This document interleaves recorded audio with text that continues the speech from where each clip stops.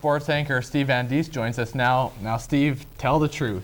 How long did it take you to make that shot that we just saw? And be honest, under 10? Well, we'll talk more about that in sports coming up next.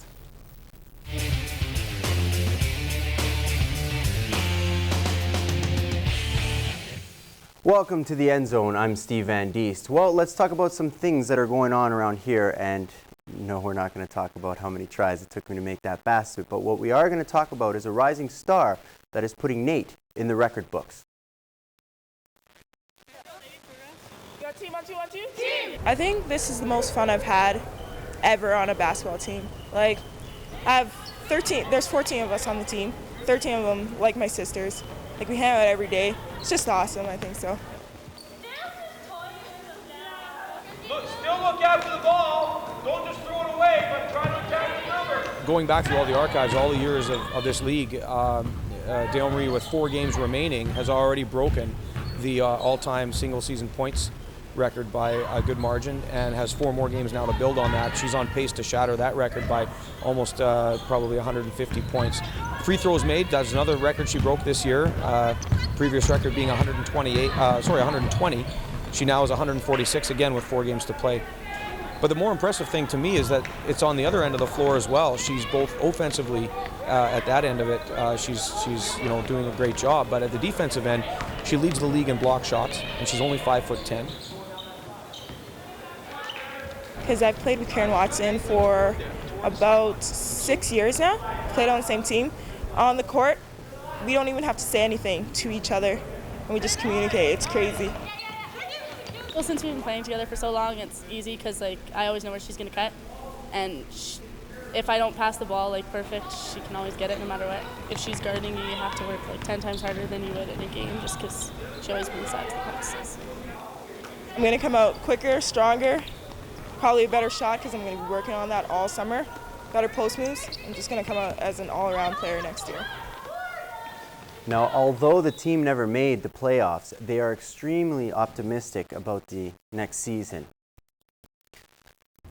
Well, Nate has a new team to be cheering about. Ashley Osman and Roxy Spees, colleagues from their dance competition days, inquired about starting a dance squad here at Nate.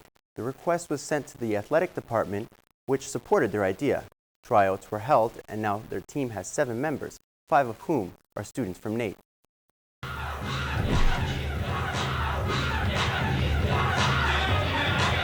We had our very first show. We did a fundraiser at Cowboys. That was back in December.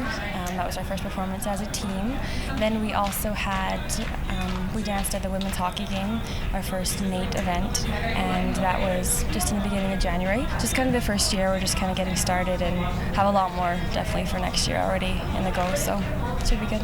Because we only had about 10 people come to the audition. We want to have 50, 100. Like the Rush one was huge. We want to try to get it that big for next year.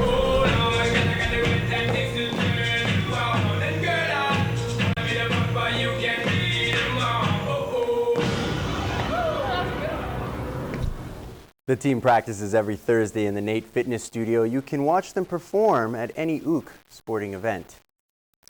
Now, going to hockey. Nate's men's hockey team is preparing for the postseason.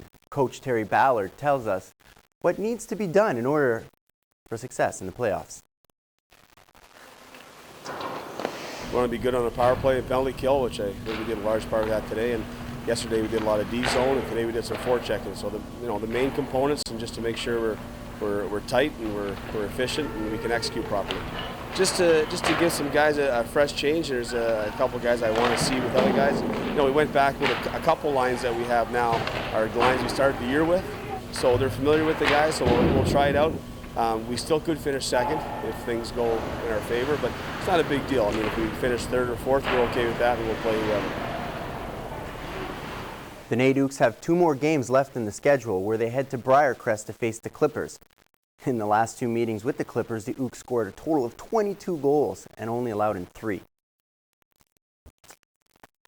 Well, it's getting exciting this week, and that means that we're going to go to something I like to call the End Zone Challenge.